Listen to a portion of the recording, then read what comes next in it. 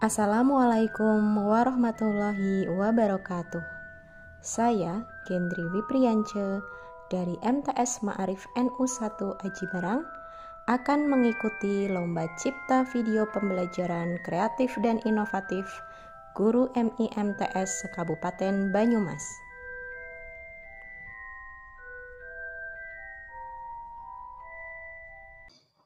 Assalamualaikum warahmatullahi wabarakatuh.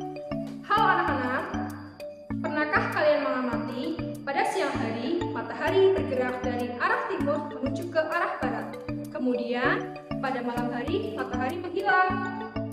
Kira-kira kenapa ya bisa terjadi? Sedangkan pada malam hari yang kita lihat hanyalah bulan dan juga bintang-bintang yang bertebaran di langit.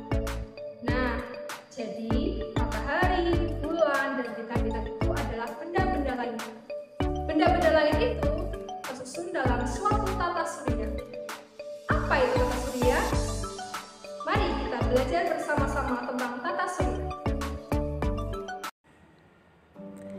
Pernahkah kalian berpikir, sebenarnya kita ini tinggal di mana ya? Kok kita bisa melihat matahari, bulan, dan bintang-bintang di langit? Ya, betul. Kita tinggal di bumi. Bumi merupakan salah satu jenis planet yang ada di sistem tata surya.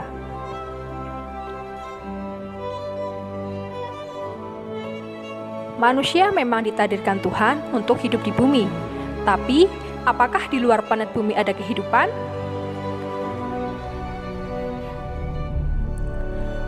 Para ilmuwan masih melakukan penelitian tentang hal tersebut.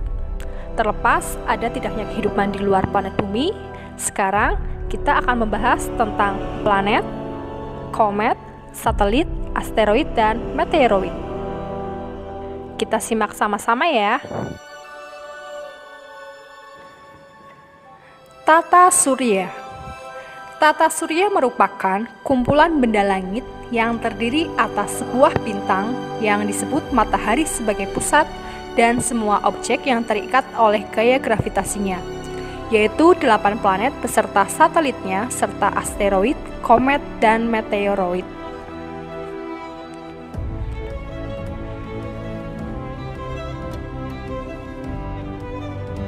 Tahukah kamu, ternyata tata surya kita itu berada dalam suatu galaksi.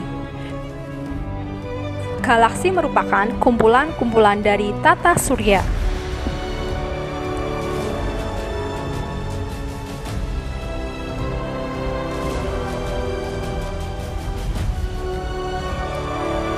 Dalam sistem tata surya yang kita tempati, terdapat 8 planet yang harus kita ketahui. Planet tersebut terdiri dari planet dalam dan planet luar.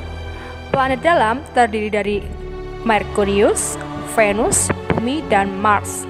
Sedangkan planet luar terdiri dari Jupiter, Saturnus, Uranus, dan Neptunus. Planet itu sendiri apa sih? Jadi, sebuah benda langit disebut planet jika mengorbit matahari, mempunyai massa yang cukup untuk bergravitasi sendiri sehingga mempunyai bentuk yang relatif bulat, dan dapat membersihkan benda-benda kecil di sekitar orbitnya dengan menangkap lewat tarikan gravitasi atau membelokkannya. Pada planet ada beberapa istilah yang harus kita ketahui. Yang pertama, orbit. Orbit merupakan garis edar tempat planet-planet mengelilingi matahari. Kemudian, yang kedua adalah revolusi. Revolusi merupakan peredaran planet-planet mengelilingi matahari pada orbitnya. Karena adanya orbit dan revolusi ini, kita mengenal yang namanya skala revolusi dan skala rotasi. Skala revolusi, waktu yang diperlukan planet untuk bergerak mengelilingi matahari. Sedangkan skala rotasi, waktu yang diperlukan planet untuk bergerak sendiri pada garis edarnya. Sedangkan bidang orbit atau garis edar yang ada di bumi yang kita tinggal ini bernama bidang ekliptika. Nah, anak-anak, bagaimana? Kalian sudah menjadi lebih paham ya tentang istilah-istilah yang ada di tata surya. Sebelumnya, planet yang ada di tata surya kita itu ada 9 planet. Yang terakhir adalah Pluto. Pernahkah kalian mendengarnya? Mengapa terdapat perdebatan bahwa Pluto tidak lagi digolongkan ke dalam kelompok planet sistem tata surya?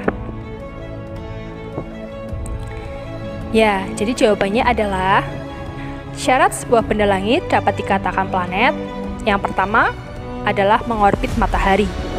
Yang kedua, berukuran cukup besar, mampu mempertahankan bentuknya yang bulat. Yang ketiga, memiliki jalur orbit yang jelas dan bersih. Tidak ada benda langit lain di orbit tersebut. Nah, mengapa Pluto tidak digolongkan ke dalam kelompok planet di sistem tata surya lagi? Karena Pluto tidak mempunyai syarat ketiga. Orbit Pluto memotong orbit Neptunus. Hingga sekarang planet yang kita kenal cukup 8 saja.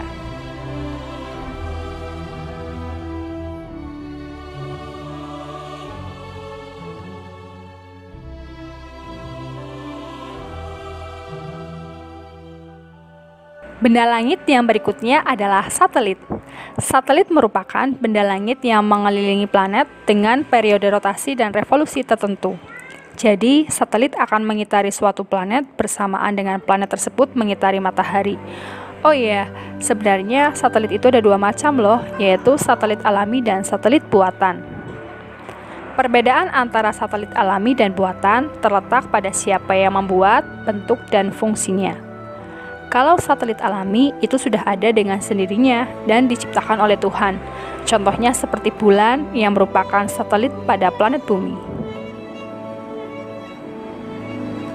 Bulan berperan memberikan penerangan pada bumi di malam hari dan juga mengatur siklus air laut. Kalau satelit buatan adalah buatan manusia sendiri.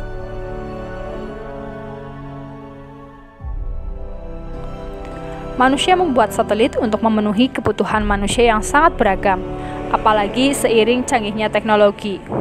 Contoh dari satelit buatan gak hanya satu dan ada beberapa macam, yaitu tergantung keperluan manusia.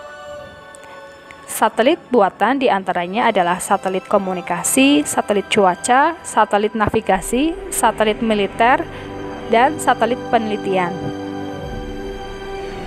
Kemudian berikutnya adalah asteroid atau yang disebut dengan planetoid.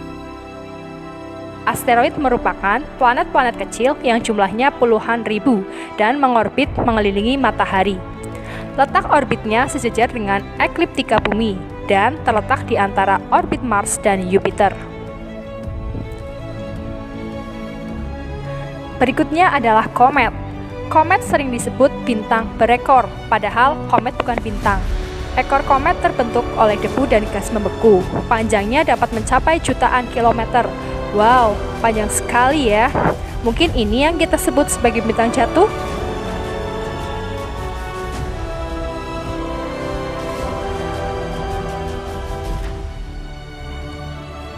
Yang terakhir adalah meteoroid. Meteoroid merupakan benda langit dengan ukuran bervariasi. Meteor itu meteoroid yang jatuh ke bumi dan terbakar. Meteorit merupakan bagian meteor yang sampai ke permukaan bumi.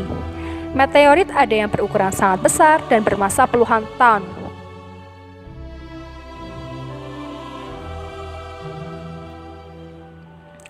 Nah, anak-anak, bagaimana?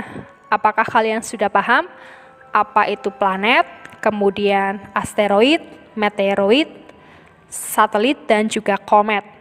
Semoga informasi-informasi tadi bisa menambah pengalaman dan juga pengetahuan kalian ya. Nah, menarik bukan belajar tentang tata surya? Untuk materi ciri-ciri planet yang ada di tata surya kita akan kita pelajari pada pertemuan berikutnya. Terima kasih, sampai jumpa. Wassalamualaikum warahmatullahi wabarakatuh.